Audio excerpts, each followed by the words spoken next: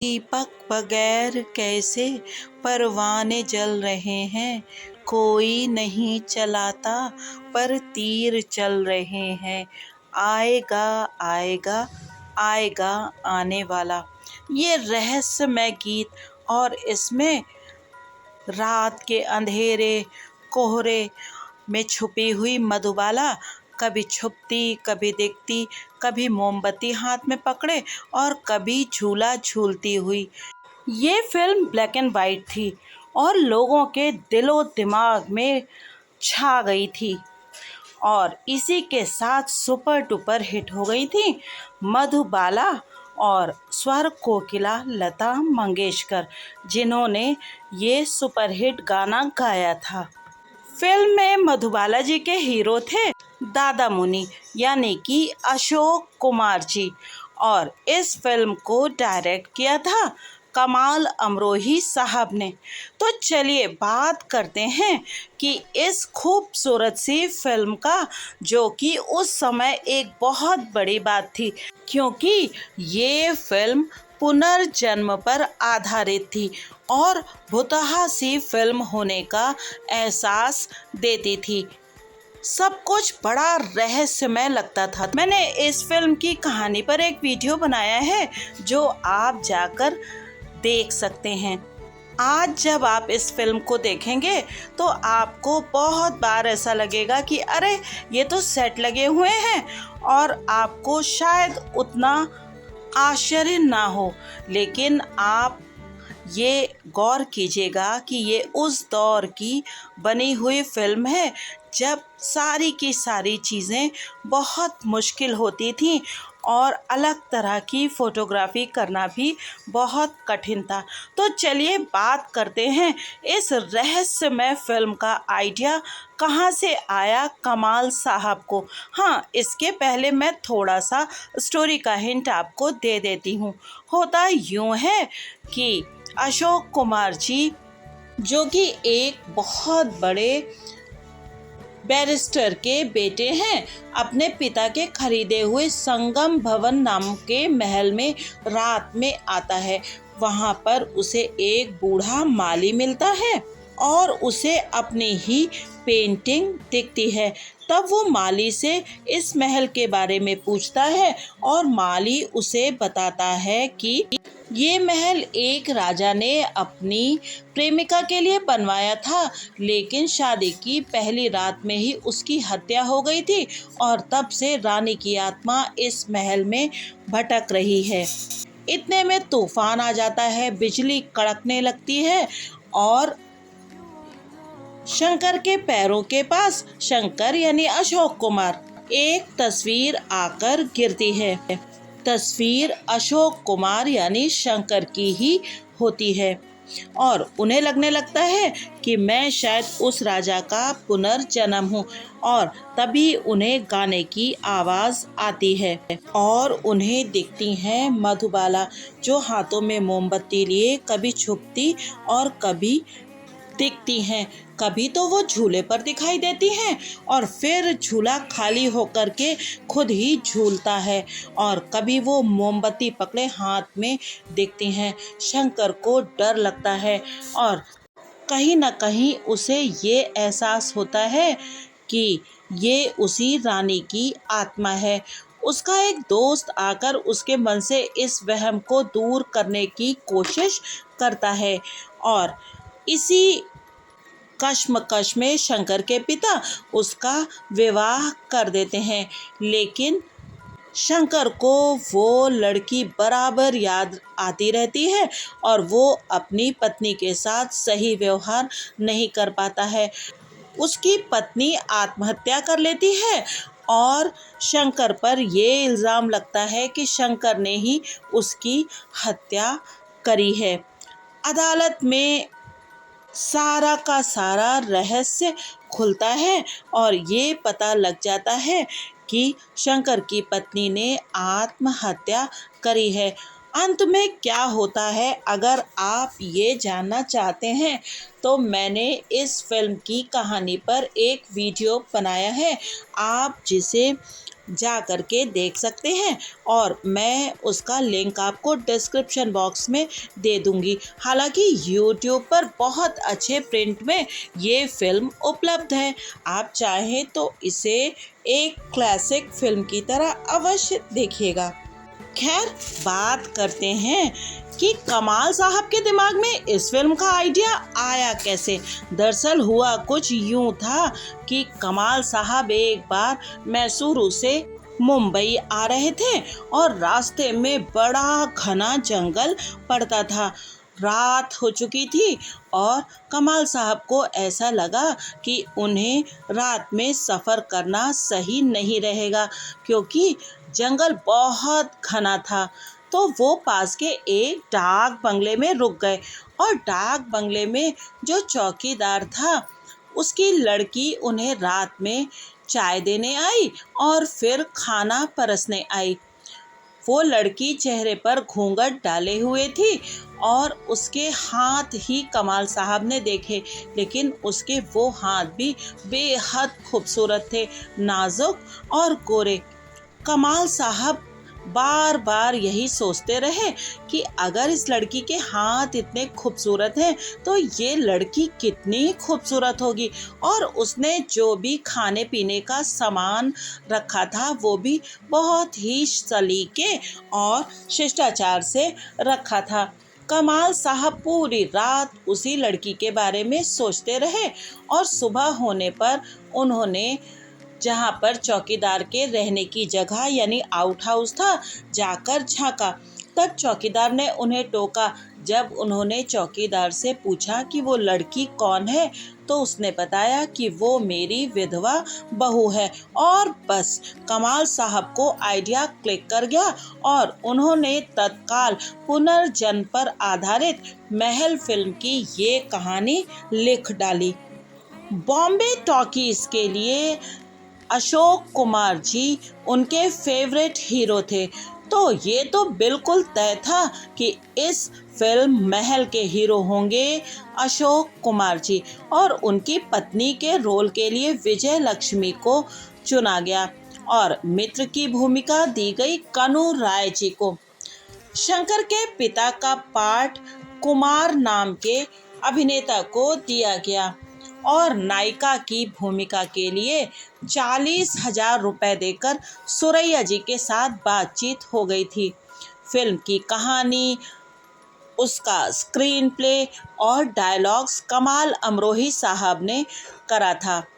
Direction में आने के लिए कमाल साहब कोशिश कर रहे थे और जब फिल्म से निर्माण के जुड़े लोगों को ये कहानी सुनाई गई तो लोगों को कहानी बहुत पसंद आई, लेकिन फिल्म में जो कुछ रहस्य था वो उन लोगों को समझ में नहीं आ रहा था, क्योंकि उस समय ऐसी फिल्में बनती नहीं थी। और इसका एक कारण ये भी था कि बॉम्बे टॉकीज ने कुछ समय पहले प्रतिमा नाम की एक फिल्म बनाई थी जो कि इसी तरह की सस्पेंस फिल्म थी और वो फ्लॉप हो गई थी। बहुत सारे लोग चाहते थे कि कहानी में रहस्य ना रखा जाए और सीधी सादी फिल्म बनाई जाए, मगर कमाल साहब ने कहा कहानी मेरी है, इसको अगर आप इसी तरह से बनाएं तो बनाएं और अगर आप में से कोई से डायरेक्ट ना कर पा रहा हो तो मैं इस फिल्म को डायरेक्ट करूँगा। लेकिन क्योंकि अभी तक कमाल साहब ने फिल्मों में डायलॉग्स लिखे थे, स्क्रीन प्लेज लिखे थे, लेकिन किसी फिल्म का डायरेक्शन नहीं किया था, तो बॉम्बे टॉकीज के जो करता धरता थे उन लोगों को ऐसा लग रहा था कि कैसे उन्हें डायरेक्शन की बागडोर सौंप दी जाए। और तब अशोक कुमार जी से बात की गई और अशोक कुमार जी से बताया गया कि कमाल साहब कह रहे हैं अगर उन्हें डायरेक्शन करने का अवसर नहीं दिया गया तो वो अपनी कहानी को लौटा लेंगे, अब हम क्या करें। तब अशोक कुमार साहब ने कहानी पूछी और जब उन्हें कहानी सुनाई गई तो उन्हें वो बहुत पसंद आई, क्योंकि अशोक कुमार जी बहुत पढ़ते थे और उन्हें रहस्यमय और तिलस्मी कहानियाँ, भूत प्रेत जैसी कहानियाँ बहुत पसंद थी। तो उन्होंने कहा कहानी तो बहुत अच्छी है और बिल्कुल नई है और ये फिल्म हिट हो जाएगी। तब अशोक कुमार जी ने कहा कि आप कमाल साहब को डायरेक्शन करने दीजिए, अगर कोई गलती हो जाती है तो हम सब हैं, हम सब उनकी हेल्प कर देंगे। और कमाल साहब को ये फिल्म डायरेक्शन के लिए सौंप दी गई। फिल्म की हीरोइन थी सुरैया। कमाल साहब ने कहा कि फिल्म के लिए कोई नया चेहरा लेना चाहिए, जिस चेहरे पर सौम्यता और कोमलता हो, ताजगी हो, और वो नई हीरोइन की खोज में जुट गए। उस समय फिल्म इंडिया नाम की फिल्मी मैगजीन बहुत पॉपुलर थी और उस मैगजीन में जो बाबू राव जी थे वो हमेशा मधुबाला जी की तारीफ करते रहते थे। कमाल साहब भी उस मैगजीन को पढ़ते थे और उन्हें मधुबाला जी का चेहरा सबसे पहले ध्यान में आया जब उन्होंने नई हीरोइन के बारे में सोचा।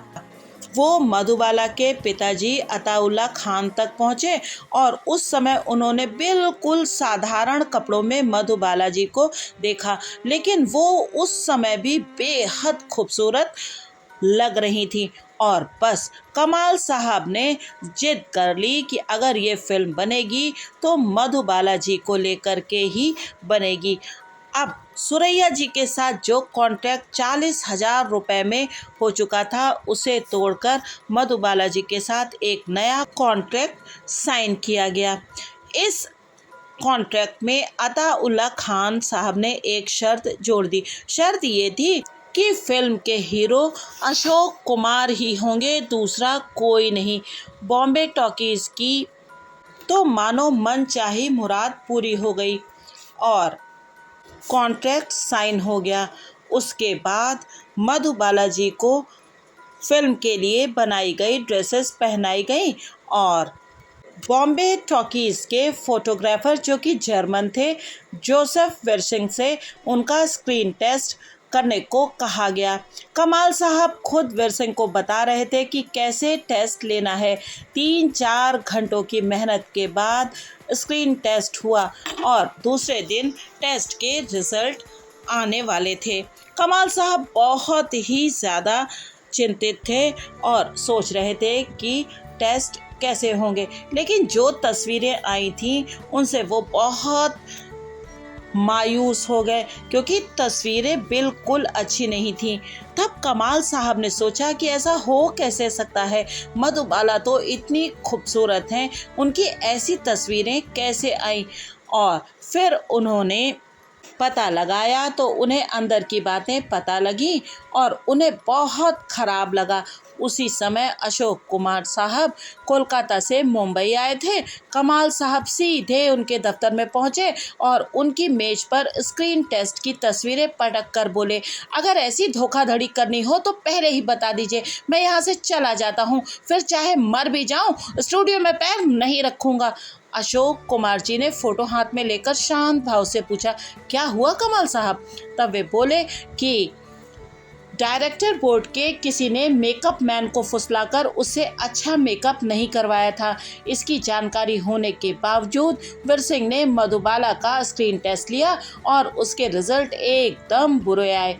अशोक कुमार ने खुद पर्सनली इस घटना की वास्तविकता को जाना और दोबारा से स्क्रीन टेस्ट किया गया।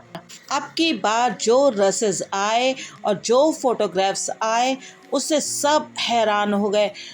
मधुबाला जी बेहद खूबसूरत लग रही थी और महल फिल्म का काम शुरू हो गया। ये वही समय था जब किशोर कुमार जी अपने बड़े भाई के पास स्टूडियो में आया करते थे और बहुत शैतानियाँ करते थे।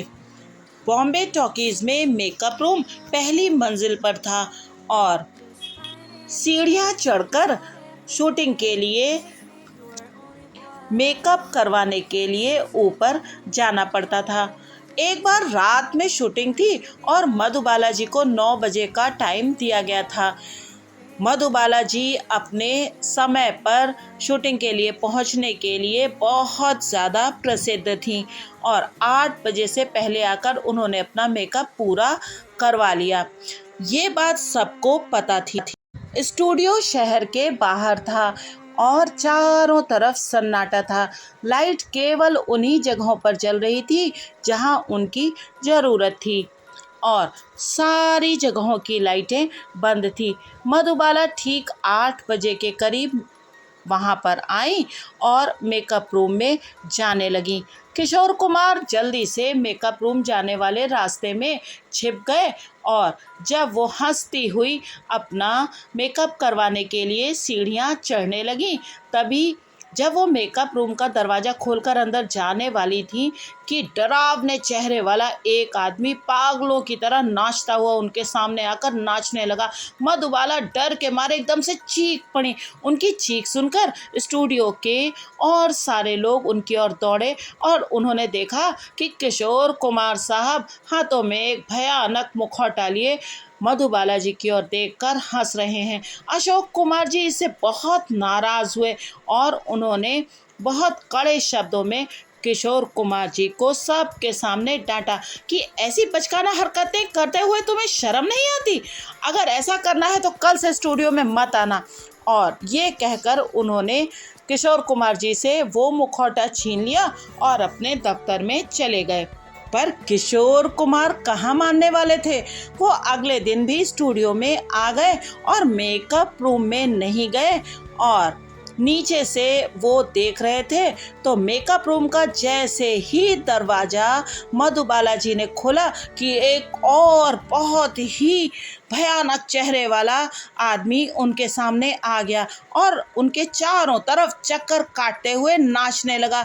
ये देखकर मधुबाला फिर से जोर से चीखने लगी। स्टूडियो के सब लोग वहाँ पर भाग कर आए। वहाँ पहुंचकर उन्होंने देखा कि कल वाला मुखौटा हाथ में लिए एक आदमी मधुबाला जी को देखकर हंस रहा है और इस बार वो और कोई नहीं, खुद अशोक कुमार जी थे। तो ऐसे थे अशोक कुमार जी। खैर, बहुत जल्दी शूटिंग हुई और धीरे धीरे महल फिल्म पूरी हो गई। महल फिल्म बहुत प्रसिद्ध हो गई और उसका गीत आएगा आने वाला उसने तो जैसे धूम मचा दी थी। और ये गीत गाया था महाराष्ट्र से आई एक लड़की ने जिसका नाम था लता मंगेशकर, जो आगे चलकर बन गई भारत की स्वर कोकिला। आएगा आने वाला गीत ने जो बिक्री थी उसके नए नए कीर्तिमान स्थापित कर दिए। वो रिकॉर्ड इतना ज़्यादा बिका कि लोग उसका रिकॉर्ड खरीदने के लिए भीड़ लगाते थे।